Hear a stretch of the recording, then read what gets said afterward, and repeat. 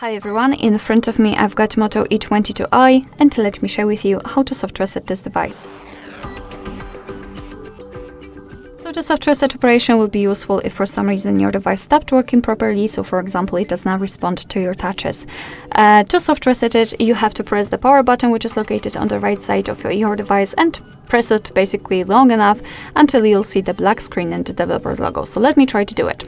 Let me press the power button. Of course, we've got this restart option, but let's pretend that we cannot tap on it. So keep pressing. We've got the black screen, which is really good. Without the vibration, we've got the developer's logo, so we can release the finger. And now simply wait until your device will be restarted, and hopefully it will work perfectly fine again. Alright, so that will be all. Thank you so much for watching. I hope that this video was helpful, and if it was, please hit the subscribe button and leave the thumbs up.